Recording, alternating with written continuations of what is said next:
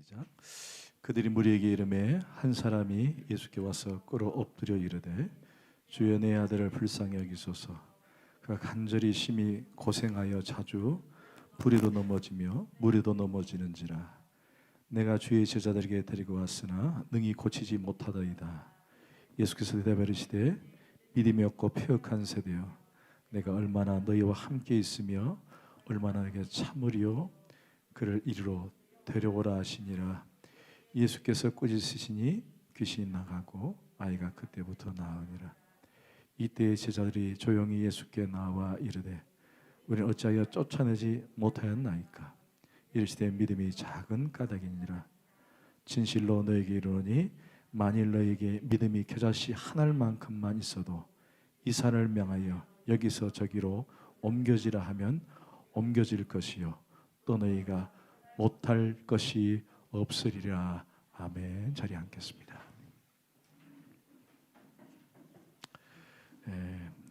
혹시 개인적으로 아직 기도 카드를 작성하지 못한 개인이 있으시면은 기도 카드를 꼭 작성하셔서 저에게 주시면은 제가 기도하는 시간에 꼭 함께 여러분을 위해서 기도하도록 그렇게 하겠습니다. 연만정산을 신청하신 분들은 뒤에 비치해 놨으니까 찾아가시면 될 것 같아요. 자, 우리 말씀 들어가기 전에 우리 함께 기도하십시다. 하나님 고맙습니다. 참 찬양이 하나님께 향할 수 있도록 우리의 마음을 조정해 주시고 주님께 향할 수 있도록 도와주시니 감사합니다. 이제 찬양을 통해 하나님께 영광 돌려싸우니 말씀을 통해 우리에게 말씀해 주시고 이 말씀이 우리에게 큰 은혜와 지표가 되게 하여 주옵소서. 감사하옵고 예수님의 이름으로 기도합니다. 아멘. 마태복음 12장 50절에 보면은 12장 50절에 보면은 이런 말씀이 있습니다. 시작. 누구든지 하늘에 계신 내 아버지의 뜻대로 하는 자가 내 형제요 자매요 어머니니라 하시더라. 그러니까 우리가 하나님을 뭐라고 부를 수 있다는 거예요? 아버지라고 부를 수 있다. 무엇 때문에? 예수 그리스도의 은혜로 말미암아 부를 수 있다. 사실 이 아버지라는 용어는 유대인들에게는 매우 어려운 주제였습니다. 유대인들이 감히 하나님을 신적 존재인 그분 앞에 아버지라 부른다. 이건 감히 있을 수 없는 일이었던 거죠. 그래서 이 아버지라고 이 호칭 때문에 나중에 훗날 어떻게 예수가 하나님을 아버지라고 부를 수 있느냐? 이건 신성 모독이다. 그래서 십자가 처형의 하나의 도구가 되었던 그런 사건이기도 하다는 것입니다. 아버지. 여러분 아버지라는 말만 들어도 마음이 참 훈훈하고 친근감이 느껴질 것입니다. 이 말씀에 들어가기 전에 여러분 오해를 하실 것 같아서 미리 말씀드립니다. 이 아버지라는 단어는 우리가 생각하는 육신의 아버지라는 그 개념의 단어는 아닙니다. 여러분 이단들 가운데 저 단국대 앞에 하나님의 교회라고 하는 큰 교회가 있어요. 보셨죠? 그건 이단 사입입니다.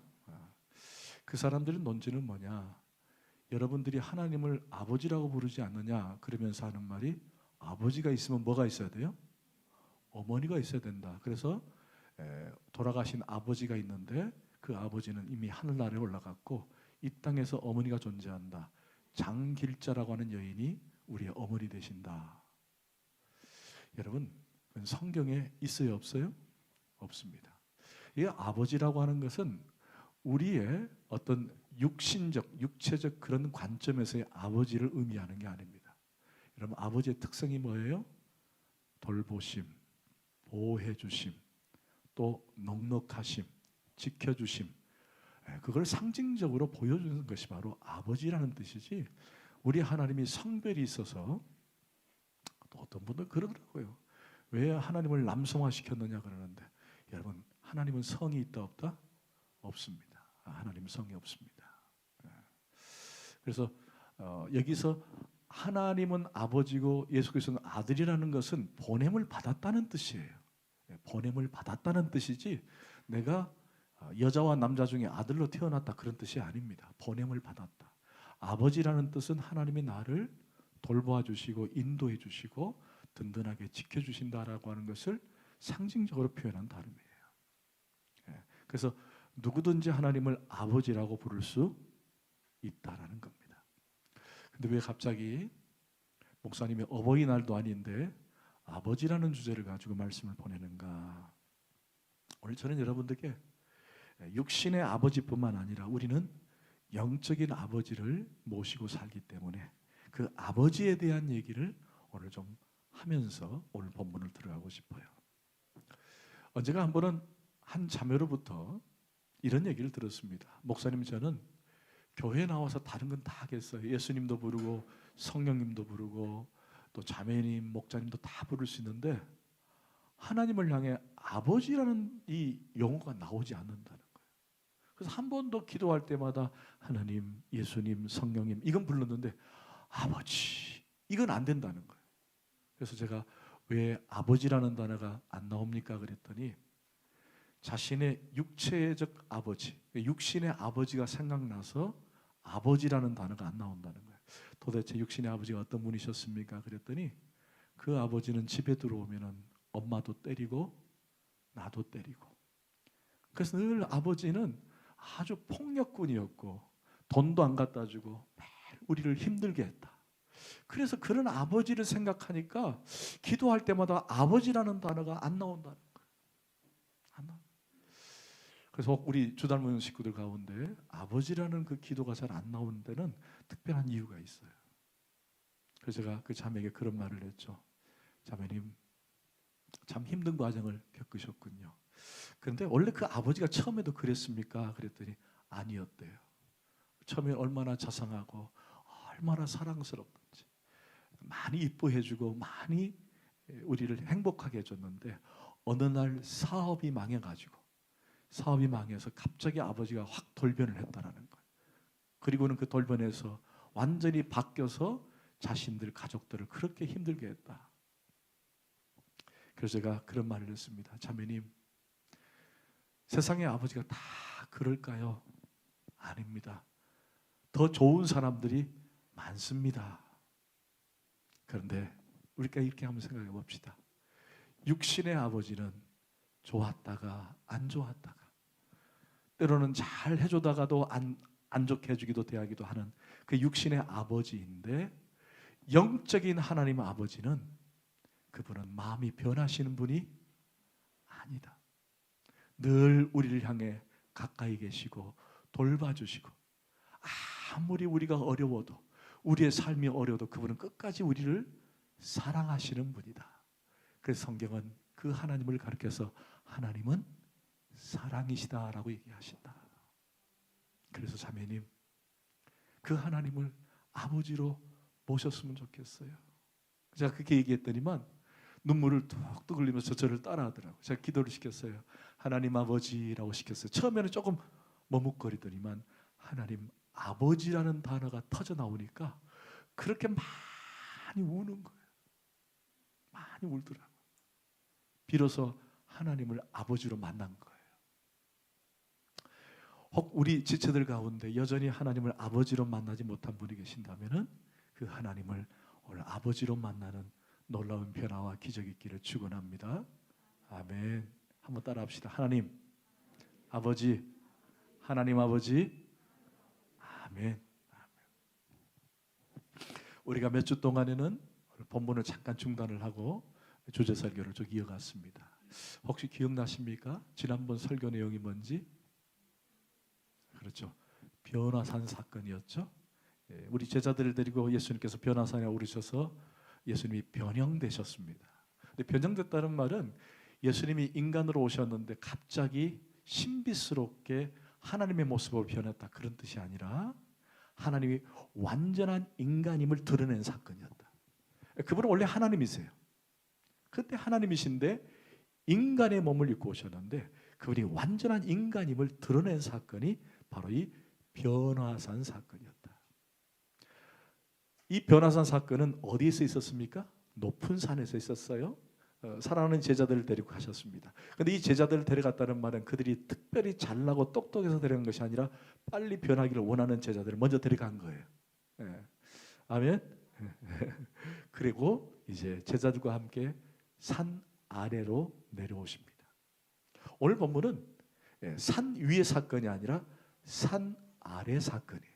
그러니까 산 아래는 이런 사건이 비일비재하다는 걸 드러내고 있습니다.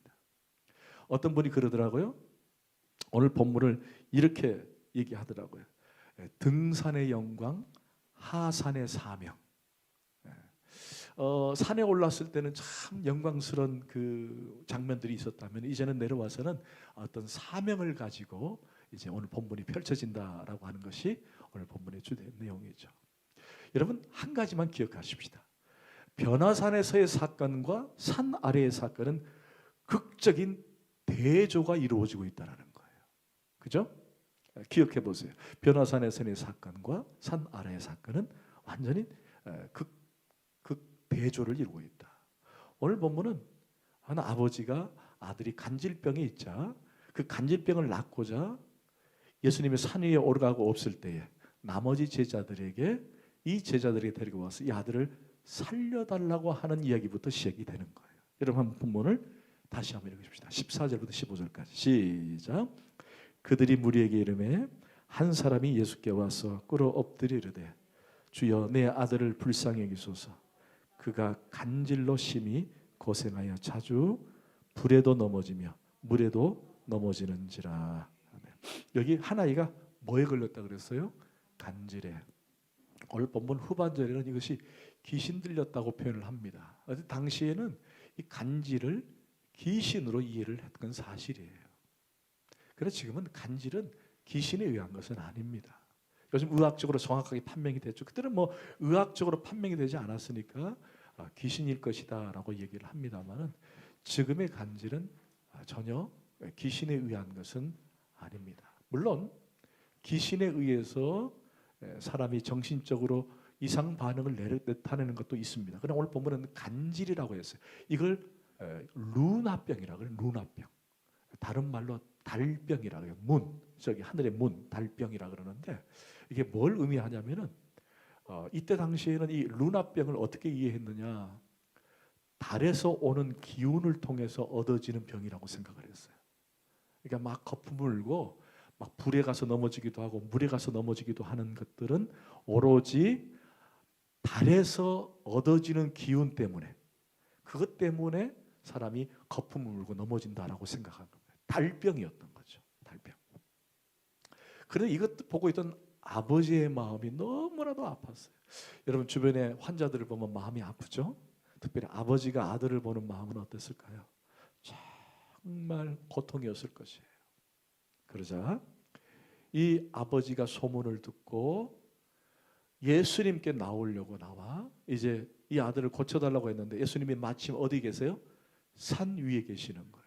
산 위에 계시니까 그 틈에 산 아래에 남아있는 제자들 몇에게 살려달라고 이제 요청을 하는 것입니다. 그런데 요청을 했는데 제자들이 이것저것 다 해본 거예요. 기도도 해보고 명령도 해보고 어떻게든 막 살려보려고 별의별 짓을 다 했는데도 결국에는 살리지 못한 겁니다.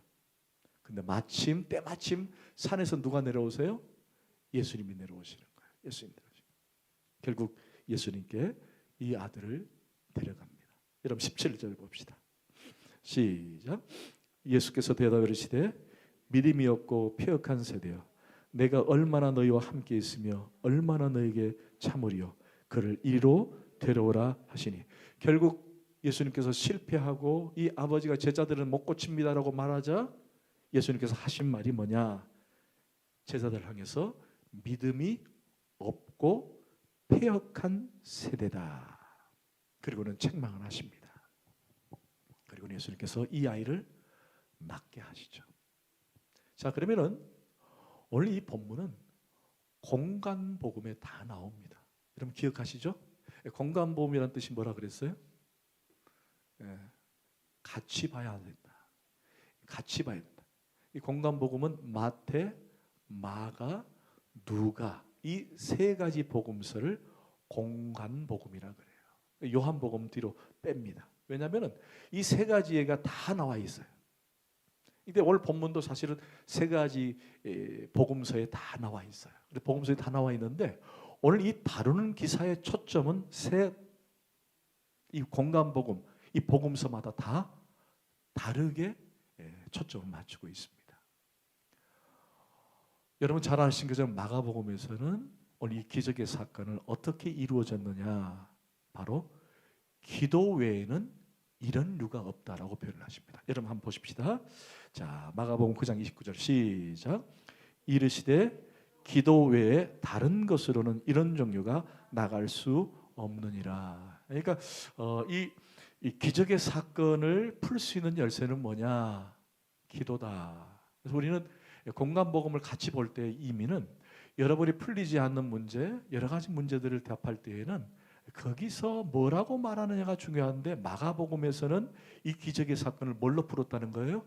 기도로 풀었다라는 것입니다. 기도. 여러분 기도해야 할 줄 믿습니다. 아멘. 어떤 모든 문제는 우리에게 기도가 필요한 줄 믿습니다. 자, 그런데 마가복음은 이 문제를 풀어가는 열쇠는 기도였다고 한다면은 누가복음에서는 뭐라고 표현했는지 한번 보십시다. 시작. 사람들이 다 하나님의 위엄에 놀라니라. 그들이 다 그 행하시는 모든 일을 놀랍게 여기실세. 예수께서 제자들에게 이르시되. 자, 오늘 이 아이를 낳은 그 강조점을 어디에 오늘 예수님은 누가복음에서 표현하면 하나님의 위엄이다. 이 아이가 아프고 다시 살아나는 것은 어디에 초점을 맞춘 거예요? 하나님의 위엄, 즉 하나님의 영광이다라고 표현을 하고 있는 거예요. 자, 그러면 마가복음은 기도고 누가복음은 하나님의 영광 또는 위엄이었다고 한다면은 마태복음에는 이 문제를 푸는 열쇠는 뭐예요? 믿음이라는 거예요. 그럼 다시 한번 보세요. 17절을 한번 보십시다. 시작. 예수께서 대답하여 이르시되 믿음이 없고 패역한 세대요. 그러니까 이 문제를 해결하는 너희들에게서 뭐가 없다는 거예요? 기도가 없다? 아니라는 얘기죠. 하나님 영광 아니라는 거예요. 뭐예요? 믿음이 없다. 그러니까 예수님은 오늘 본문에 여는 열쇠를 뭘로 맞췄냐면 믿음에 대한 관점으로 오늘 본문을 열고 있다는 것입니다. 여기 패역이라는 말은 궤도를 이탈했다라는 뜻이에요. 여러분 철로가 있는데 기차가 벗어난 상태를 궤도 이탈이라고 하지 않습니까? 마찬가지로 이 패역이라는 말은 이탈했다, 궤도를 이탈했다는 거예요. 자, 그러면 오늘 왜 예 제자들은 예수님처럼 이 기적의 현장에서 기적을 베풀지 못했느냐? 그 원인은 예수님은 뭘로 찾았냐? 믿음의 관점으로 찾았습니다. 믿음이 없기 때문이다. 나중에 후반부에는 믿음이 작다라고 표현을 합니다. 믿음이 없다는 말과 믿음이 작다는 말은 같은 말이 되기도 합니다. 그런데 믿음이 없는 자는 결국 패역한 세대가 된다라는 거예요. 여러분, 제자들은 예수님과 몇 년 동안 함께 했죠? 3년을 같이 했습니다. 그들은 예수님께 가까이 있었어요. 기적도 보았고 또 예수님과 함께 하게 되고 동고동락을 한 겁니다. 얼마나 예수님과 가까이 있으면 예수님에 대해서 더 알고 더 많이 배웠을 거예요. 그런데 예수님 모습이 자신들이 그동안 생각했던 그 예수님의 답에 대한 내용이 아니었다라는 거예요. 그들은 예수님께서 산에 오르시고 난 뒤에 어떤 문제가 자신들에게 닥쳐왔을 때에 한 번도 자신들이 예수님 없을 때의 능력을 발휘할 수 없는 존재로 떨어져 있는 거예요. 그러자 예수님이 그들을 향해서 뭐라고 말했죠? 믿음이 없는 자들아. 그리고 패역한 세대요. 무기란 상태로 그들을 표현하고 있는 거예요. 여러분 19절을 한번 보십시다. 시작. 이때 제자들이 조용히 예수께 나와 이르되 우리는 어찌하여 쫓아내지 못하였나니까. 근데 이미 예수님은 뭐라 그랬어요? 믿음이 없는 영고라고 얘기했는데 다시 질문하는 거예요. 왜 우리는 쫓아내지 못합니까? 왜 우리는 이런 기적을 베풀지 못합니까? 왜 우리는 이런 능력을 발휘하지 못합니까? 라고 질문했어요. 그러나 이미 예수님은 뭐라 그랬죠? 믿음이 없기 때문이라고 표현을 한 거예요. 여러분 저를 봐요. 사실 이 질문은 우리의 질문이기도 해요. 하나님 왜 내게 능력이 나타나지 않습니까? 왜 내게 기적이 나타나지 않습니까? 왜 나에게, 왜 우리 가정에게, 왜 우리 교회에, 우리 사회가, 우리나라가 왜 변화되지 않습니까? 라고 하는 질문이 우리의 질문이기도 한다는 거예요. 그런데 중요한 것은 거기에 왜 나에게 있어서입니다. 여러분 이게 중요해요. 왜 내가 속한 가정은 변화되지 않습니까? 라는 거예요. 왜 내가 속한 사회는 변화되지 않습니까? 여러분 이게 정말 중요합니다. 이 질문이 우리에게도 있어야 된다는 거예요. 하나님 왜 사회가 변화되지 않습니까가 아니라 왜 내가 속한 사회와 내가 속한 가정은 변화되지 않습니까? 라는 질문을 던질 수 있어야 된다는 거예요. 여러분 중요합니다. 내가 속한 것. 그럼 그 초점이 누구에게 있다는 거예요? 그렇죠. 우리 보통 어떤 문제가 발생하면 꼭 남에게 문제가 있다고 생각을 해요. 그죠? 그래서 아내가 문제고 남편이 문제고 자녀가 문제라고 생각하고 일단 그렇게든 해결을 해보려고 합니다. 그러나 정작 내가 변하면 다 변하는 거예요. 여러분 이걸 잊지 마세요. 내가 변하면 돼요. 내가 마음을 고정하고 내가 시선을 다르게 변경을 시키면은, 변화시키면은 세상은 변하게 돼 있어요. 내가 변하지 않기 때문에 가정이, 세상이 변하지 않는 거예요.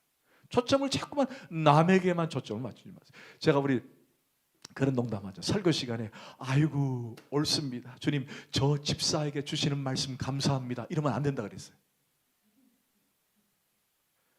우리 남편이 저 말씀을 드려야 되는데, 듣고 깨달아야 되는데, 여러분 절대로 그런 생각 가지고 말씀을 드리면 안 돼요. 그건 주님이 주신 마음이 아니에요. 저 말씀은 나에게 주시는 말씀이야. 아멘. 이런 마음으로 들을 수 있어야 되는 거예요. 자, 그런데 오늘 예수님은 마태 기자를 통해서 이러한 기적은 믿음이 없기 때문이다, 패역한 사역이기 때문이다. 그럼 여기서 오늘 이 문제를 풀고 나가는 답은, 키는 믿음에 있음을 알게 됩니다. 자, 오늘 믿음에 대한 얘기를 조금 이제 한 걸음 더 나가서 같이 해보십시다. 여러분 지금까지 했던 이 말씀의 내용을 정리하지 않아도 아시겠죠? 산 아래의 사건을 어떻게 풀어나가느냐는 거예요. 그런데 능력이 없어요. 나라는 존재가 능력이 없는 거예요. 나를 통해서 이루어져야 되는데, 근데 그것이 어떤 문제인가? 마가복음에서는 기도라고 얘기했고 누가복음에서는 하나님께 영광이라고 그랬고, 근데 마태복음은 뭐라고 표현했어요? 믿음이 없다. 그럼 이 믿음이 뭐냐? 믿음이 뭐냐? 우리가 하나님을 믿는 믿음이냐? 여러분 믿음은 어떻게 생길까요? 여러분 로마서를 잠깐 보십시다. 로마서 10장 17절 말씀 시작. 그러므로 믿음은 들음에서 나며 들음은 그리스도의 말씀. 아멘. 자, 믿음은 어떻게 드러난다고요? 어떻게 생긴다고요? 들음으로. 근데 이 들음은 누구의 말씀이라는 거예요? 예수 그리스도의 말씀이다. 그러니까 들으면은 믿음이 생기는 거예요. 할렐루야. 근데 목사님 말씀이 아니라 예수 그리스도에 대한 말씀이라는 거예요. 그리고 우리 믿음은 어떻게 생기느냐? 예수 그리스도의 말씀을 자꾸 들으면 믿음이 생긴다. 이렇게 이해하시면 돼요. 아멘. 믿음은 들음에서 나고 그 들음은 예수 그리스도의 말씀이다. 저는 여러분들이 늘 말씀을 가까이 하라는 이유는 우리 믿음이 자꾸 성장할 수 있기 때문에 그래요. 자, 그러면 제가 이제 질문 하나 할게요. 믿음이라는 것은 듣고 예수 그리스도의 말씀으로 생긴다 그러는데, 이 제자들은 말씀을 들었을까요? 안 들었을까요? 3년 동안 길을 막고 살았을까요? 아니죠. 3년 동안 예수님과 늘 가까이 있었고 예수님의 그 말씀하심을 늘 들었어요. 그런데 왜 이들이 믿음이 없다라고 얘기하실까? 여기서 우리가 문제가 아닐 수 없는 거예요. 이들은 3년 동안 예수님 말씀을 많이 들었어요. 그럼 믿음이 생겨야 되잖아요. 그리고 예수님은 그 믿음에 대해서 칭찬을 해야 되는데 그렇지 않고 믿음이 없다라고 단정을 해버리는 거예요. 뭘까? 여러분 야고보서를 잠깐 볼까요? 야고보서 1장 22절 시작. 너희는 말씀을 행하는 자가 되고 듣기만 하여 자신을 속이는 자가 되지 말라.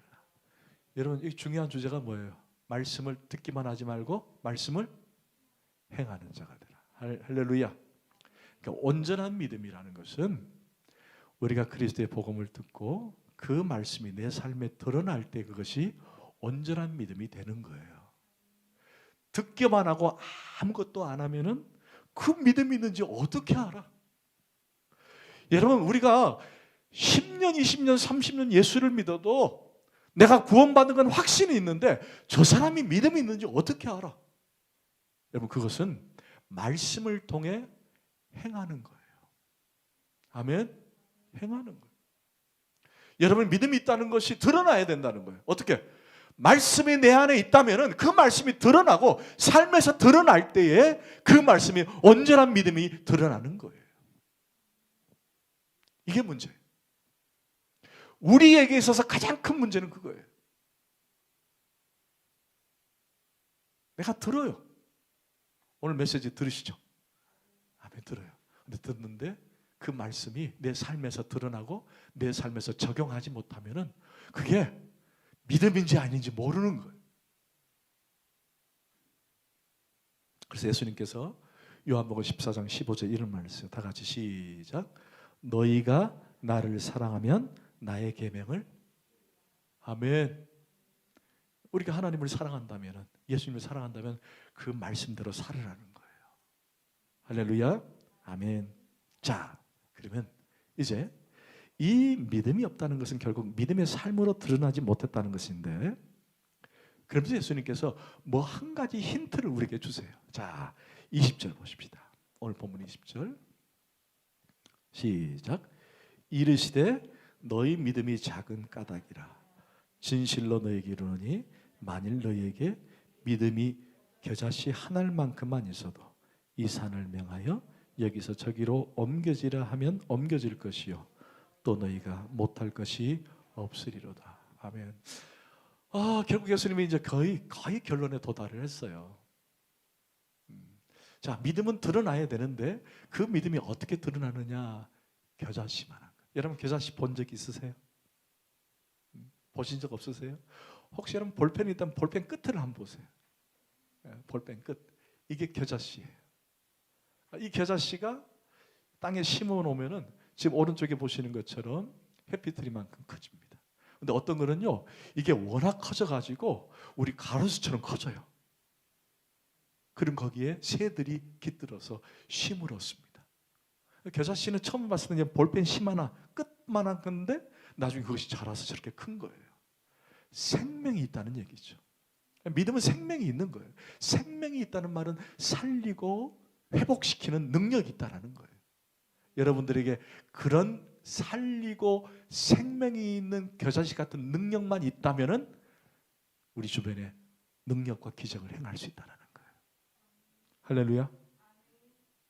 그러면 구체적으로 이건 다 알겠다는 거예요. 자, 믿음에 대한 얘기. 믿음은 어떻게 드러나고 믿음은 어떻게 행해야 되는지. 그렇다면 그것이 겨자씨와 같은 믿음이 필요하다는데 그럼 도대체 이렇게 결론을 내리고 나면은 뭐가 우리에게 필요한 믿음일까? 자, 22절 23절 시작.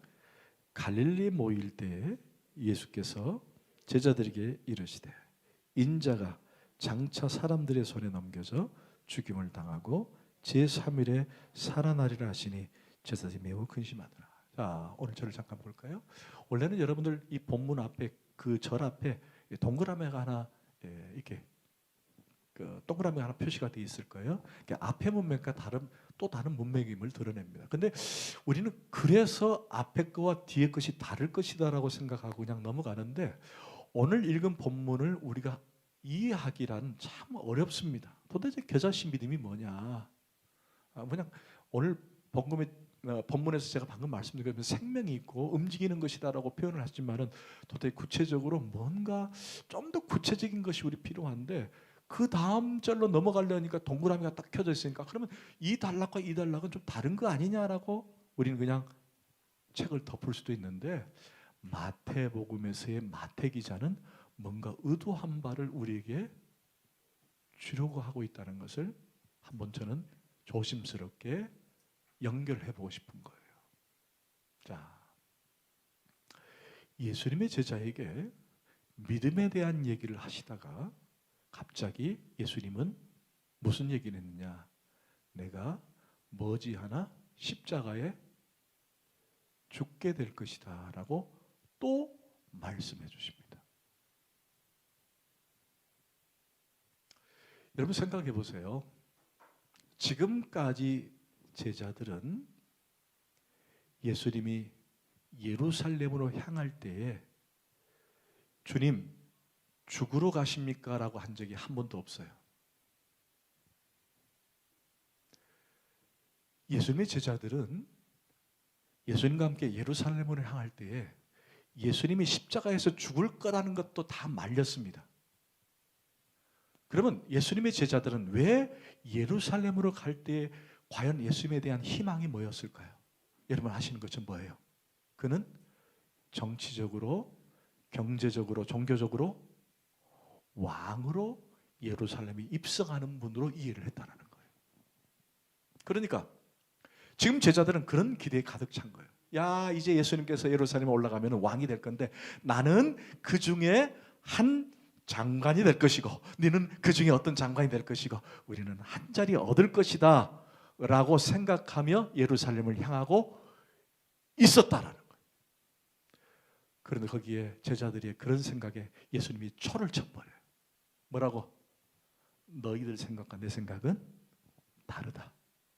너희들은 정치적 메시아로 예루살렘에 입성하는 것 같지만은 나는 정치적 메시아로 입성하는 것이 아니라 나는 예루살렘에 입성해서 뭐 하겠다는 거예요? 그렇죠. 죽겠다는 거예요. 죽겠다는 거예요. 여러분 그러면은 여기서 확연하게 예수님의 생각과 제자들의 생각이 다름을 확인할 수 있어요. 여기서 한 가지 우리가 기억합시다. 예수님이 말씀하신 믿음과 제자들이 갖는 믿음은 같았을까요? 달랐을까요? 그렇죠. 이미 달랐어요. 그래서 예수님은 예수님이 원하는 그 믿음이 제자들에게 있다 없다? 없다라고 표현한 거예요. 너희들은 지금 예루살렘에 올라갈 때 내가 왕이 돼가지고 로마로부터 압제로부터 해방을 시키고 정치적으로 경제적으로 왕이 되는 것이 너희들이 나에 대한 믿음이라고 한다면은 나는 아니다. 나는 죽으러 가는 거야. 십자가를 지고 이 세상의 온 인류의 죄를 위해서 내가 십자가를 죽으러 가는 거야. 그런데 그 믿음이 너에게는 있다 없다? 없다라는 거예요. 없다.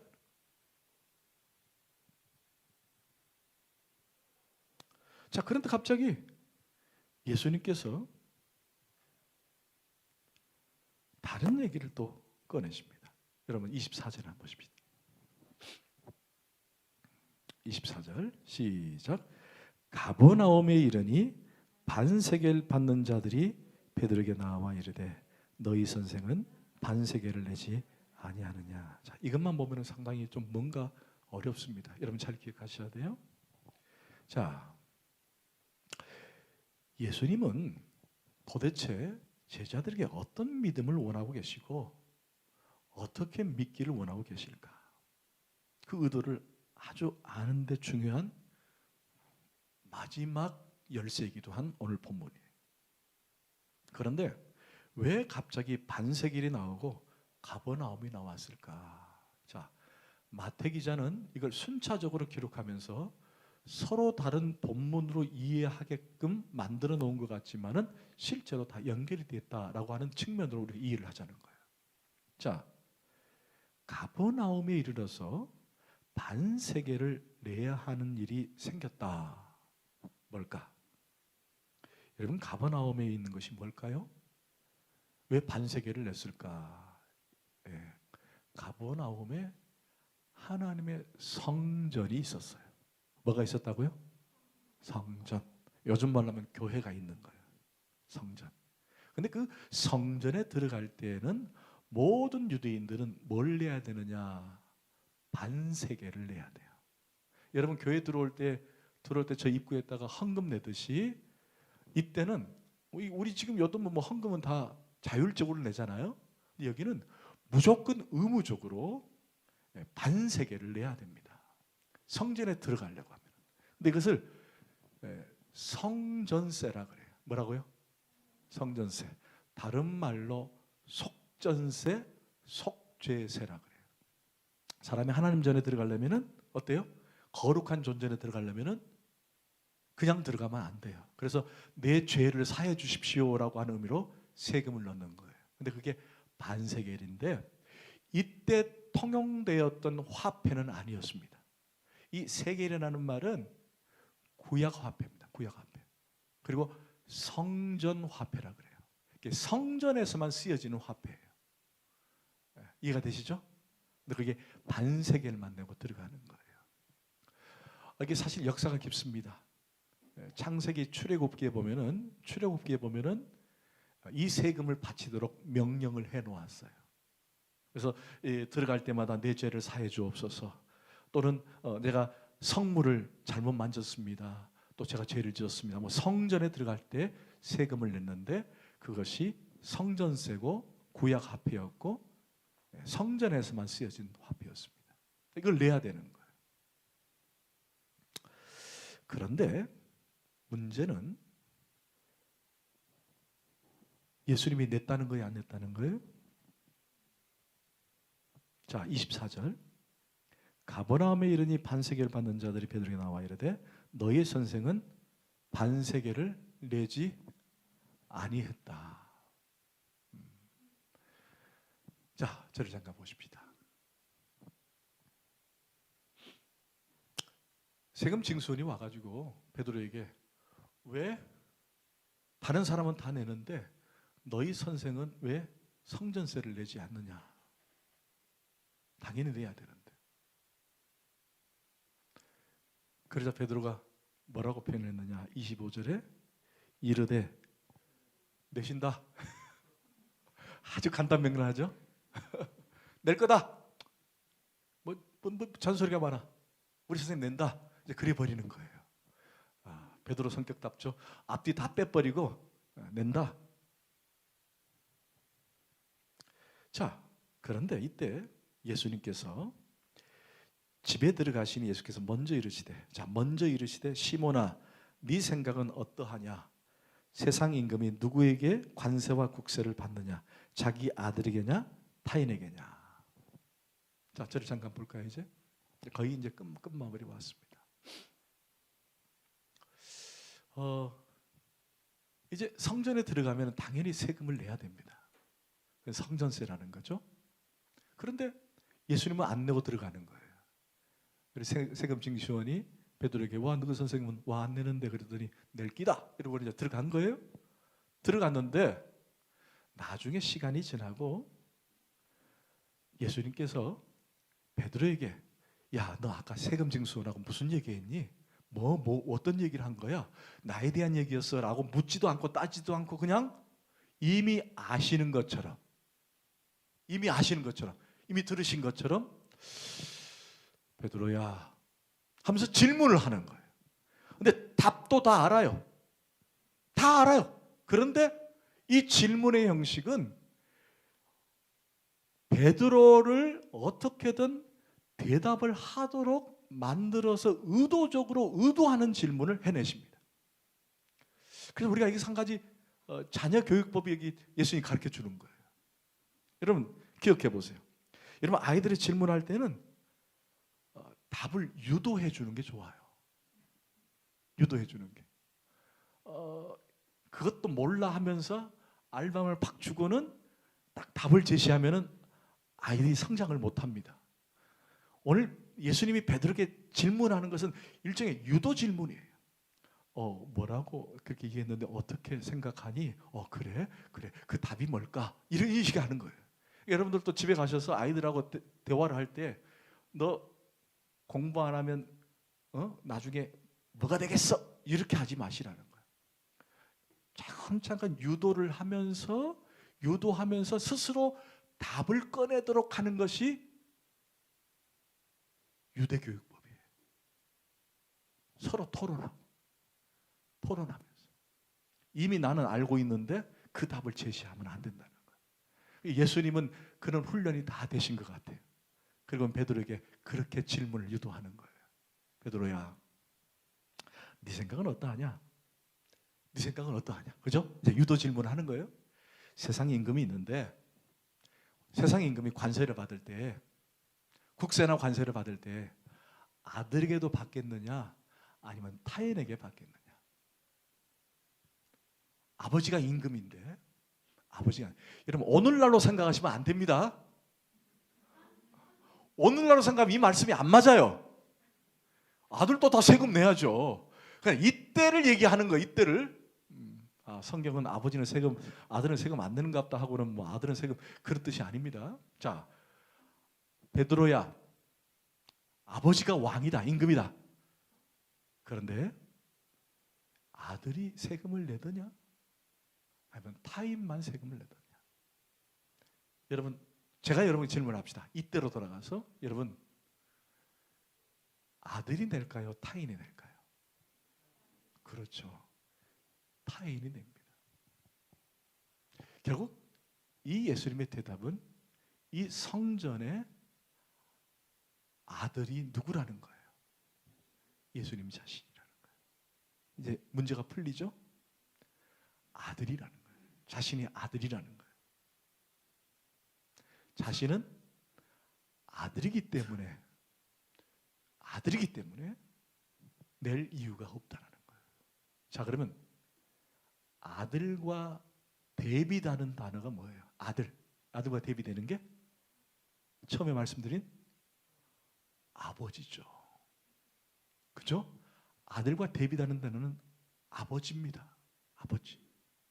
그러면 성전은 누가 계시는 곳이에요? 그렇죠. 아버지가 계시는 곳이에요.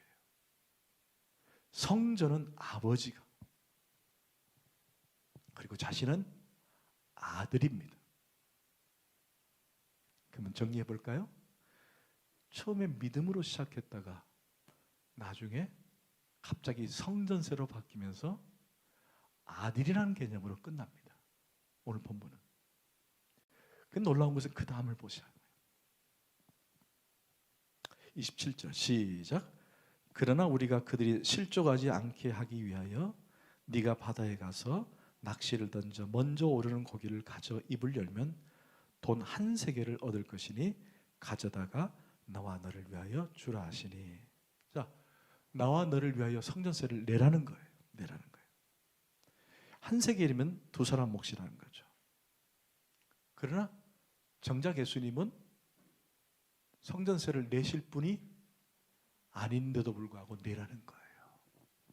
거기에는 두 가지 이유가 있어요. 하나는 예수님 자신이 인간으로 이 땅에 오셨다는 사실을 겸손하게 드러내는 사건이고, 또 하나는 너희들은 반세겔로 직접 내는 거지만 나의 반세겔은 내 몸으로 드리겠다라는 하나의 상징적 멘트가 되는 거예요. 예수님은 온전하게 우리의 반세겔이 되신 분이에요. 뭘로? 그렇죠. 십자가의 죽음으로 성전에 드려진 반세겔의 그리스도. 할렐루야.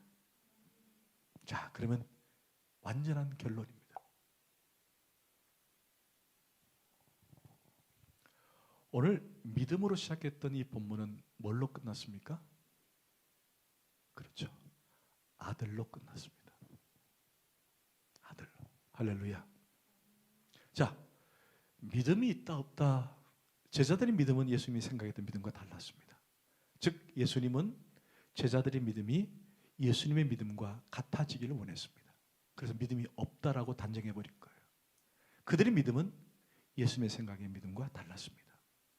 그런데 예수님은 성전에 들어가셔서 그 온전한 믿음이 되기 위한 하나의 구체적 의도가 뭐냐? 하나님은 우리의 아버지고 우리는 그들의 하나님의 아들, 자녀임을 상기시키므로 온전한 믿음이란, 즉 예수 그리스도가 저와 여러분에게 원하시는 믿음이란 하나님을 아버지로 이해하고 따르는 아들의 믿음을 원했단다. 결론이에요. 오늘 본문의 전체적으로 맥을 봤을 때는 오늘 우리에게 들으신 온전한 믿음이란 뭐냐? 주님이 원하신 믿음이란 뭐냐?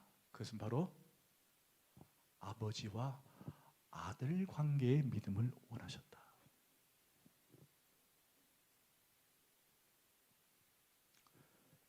그러니까 예수님은 이 땅에 인간의 몸을 입고 오셔서 우리에게 뭘 보여주신 거예요? 아들로서의 삶을 보여주신 거예요. 제자들은 우리 예수님을 정치적으로 메시아로, 해방꾼으로 그렇게 이해한 믿음이었다고 한다면 예수님이 우리에게 뭘 보여줬느냐? 아들로서의 아버지에 대한 믿음을 보여주신 거예요. 아멘.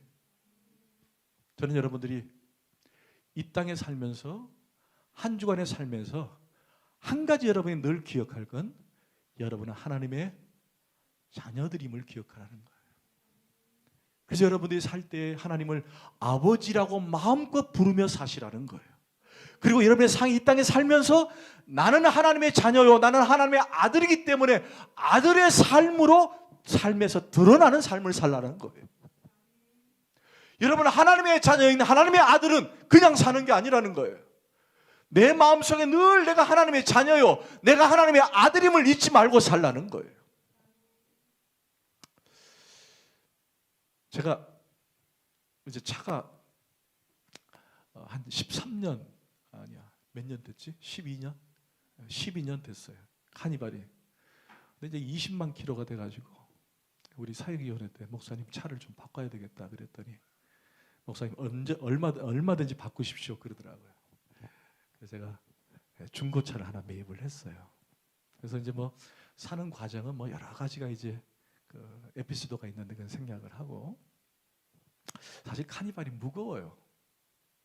무거워서 핸들을 돌리기가, 저도 이제 좀 살이 빠져서 그런지 옛날만큼 파워력이 좀 약해졌어요. 그래서 카니발을 몰고 다니기가 상당히 좀 힘들더라고요. 그래서 승용차로 바꾸겠다 하고는 이제 승용차로 바꾸겠습니다라고 우리 사역위원회 말씀을 드리고, 카니발을 구입했던 분에게 가서 이제 이 카니발을 판매를 하고 그분에게 중고차를 하나 구입을 했어요. 그래서 2018년도식인데 뭐 그래도 깨끗한 차입니다. 그래서 뭐 새 차를 구입할까 생각을 했지만은 그건 아닌 것 같다. 그건 아닌 것 같다. 그래서 이미 좀 연식이 좀 되더라도 그 키로수가 좀 작은 걸로 해서 그래 이제 구입을 했습니다. 근데 구입을 했는데 거기까지는 참 좋았는데 난리가 났어요. 난리가 났어요. 어떤 난리가 났냐? 이 판매를 하신 분이 저를 속인 거예요. 속인 거예요. 이게 완전히 완전히 속이려고 작정한 거 아닌데 자기도 실수로 이제 속인 거예요. 제가 와서 이제 나와가지고 우리 김도승 집사님에게 이제 이런저런 얘기를 하니까 집사님이, 목사님 빨리 그거 환불 받으셔야 됩니다. 그거 나중에 되팔면은 제가 못 받습니다. 그러더라고요. 그래서 제가 이게 이제 아는 분들에게 이제 얘기를 해보고, 또 저희 차에 대해서 늘 정비를 해주신 집사님에게 또 전화를 했습니다. 집사님 어떻게 합니까? 그랬더니 대뜸 하는 말이 빨리 그 업체를 고소 고발하고, 그리고 그 업체가 완전히 이 상사로서의 기능을 잃어버리도록 그렇게 조치를 취하지 않으면은 앞으로 다른 사람도 피해를 받습니다. 여러분, 맞아요, 틀려요? 맞는 말이잖아요. 틀린 말은 아니거든요. 그래서 제 마음속에 막 갈등이 생기는 거예요. 그렇게 해볼까? 빨리 시청에 전화해가지고 구청에 전화해서 정지를 시켜서 나에게 속인 걸 한번 얘기해서 저 업체를 그냥 멈추게 만들어 버릴까? 막 그 생각이 들더라고요. 이거 어떻게 하나? 어떻게 하나? 근데 그 과정이 상당히 막 이게 좀 있었어요. 그런데 결정적으로 그분이 나를 목사인 걸 아는 거예요. 목사인 걸. 제가 뭐 전화하는 것, 또 처음에 이제 주닮은 교회 얘기도 했고 그러니까 이 목사인 걸 아는 거예요. 제 마음속에 막 갈등이 생기는 거예요. 야, 이거 어떻게 할까? 이거 어떻게 할까? 이거 뭐 그냥 한번 갈아 엎어봐. 한번 엎어볼까? 엎어볼까? 그러다가 또 저 사람이 나를 목사인 걸 아는데 내가 어떻게 해? 막 갈등이 생기는 거예요. 여러분 그럴 수 있잖아요. 안 그래요? 뭐 세상 사람은 똑같이, 물론 정의와 공의를 위해서는 당연히 해야 됩니다. 저는 그런 차원으로 지금 얘기하는 게 아니에요. 야, 너무 힘들더라고요. 그걸 이제 해내기가. 저분이 만약에 나를 목사라고 몰랐으면은 한번 해볼 만도 한데. 그게 어렵더라고요. 어렵더라고요. 그래서 제가 이제 이만큼 막 이제 화가 차오를 쯤에 저쪽에서 평소에 저에게 사장님 했거든요. 사장님. 제가 알겠습니다. 사장님 하는데 제가 이 문제가 딱 터지고 난 뒤로부터는 갑자기 그 단어가 바뀌는 거예요. 뭐라고 바뀌었을까요? 목사님으로 바뀌는 거예요. 목사님 하는 거예요. 아니, 어제는 사장이라는데 왜 갑자기 목사라고 하니까 저도 모르게 자꾸 목사가 나온다는 거예요. 그래서 그때 제 마음에, 그래, 저 사람들이 알고 그랬다면, 알고 나를 속이려고 했다면 내가 어떻게든 해볼 건데, 이 사람이 날 알고 속인 건 아닌 걸 제가 아니까, 또 내가 목사인 걸 아니까, 그렇게 내가 대항해서는 안 되겠구나. 내가 명색이 하나님의 자녀인데, 내가 하나님의 아들인데. 그래서 갑자기 마음이 녹아내리면서, 아직까지는 문제 해결은 되진 않았지만 그러나 문제 해결을 해나가고 있어요. 그런데 감사하게도 아직도 지금 문제는 풀리진 않았지만은 하여튼 하나님께서 좋은 차를 주신 건 사실인 것 같아요. 너무 감사하게도 지금 아내를 데리고 왔다 갔다 할 때도 너무 수월하게 잘 타고 있고, 제가 지난주에는 거의 하루에 2번, 또 하루에 1번 군포를 왔다 갔다 했는데 카니발보다는 훨씬 피로감이 적더라고요. 너무 감사해요. 제가 왜 이 말씀을 드리느냐, 여러분 일상에 살다 보면은 이런저런 일이 많이 생겨요. 짜증도 나고 화도 나고, 관계에 있어서 힘들고 어려울 때가 없지 않아 있습니다. 그럴 때 우리는 늘 인식하고 기억해야 할 것은, 나는 하나님의 자녀임을 잊지 말라는 거예요. 그 생각을 버리는 순간 내 스스로의 행동을 하게 되고 내 마음대로 행동하게 되는데, 오히려 내가 하나님의 자녀임을 늘 인식하고 깨닫고 살아가면은 내가 느끼지 못한 평안과 위로와 은혜가 있더라는 거예요. 그게 바로 오늘 본문에서 말한 믿음인 거예요. 아멘. 여러분 하나님의 자녀인 줄 믿습니다. 하나님의 아들인 줄 믿습니다. 그래서 여러분들 이렇게 살아갈 때, 힘들고 어려울 때, 어떤 문제가 생길 때, 아버지 제 마음 아시죠? 아버지 제 생각 아시죠? 아버지라고 자꾸 부르라는 거예요.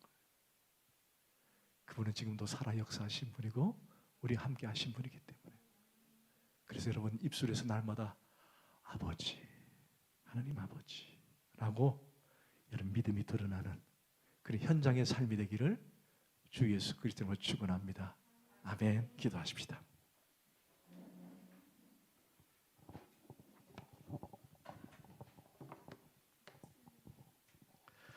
하나님, 오늘 이 믿음의 실체, 그 믿음의 기적, 믿음의 능력은 결국 내가 하나님의 자녀임을 늘 인식하는 건 줄 믿습니다. 아버지 하나님, 놓치지 않게 하시고 힘들고 괴로울 때, 아플 때 아버지 도와주세요라고 아버지라 부를 수 있는 믿음을 주세요. 성령님께서 늘 그렇게 우리를 이끌어 주세요. 특별히 직장에서, 사업터에서, 가정에서 그런 하나님을 아버지로 대하고 만나는 그런 아버지가 위대한 분이요, 그런 아버지가 든든하신 분임을 잊지 않고 살아가는 저희들 되게 하여 주옵소서. 감사하고 예수님의 이름으로 간절히 기도합나이다.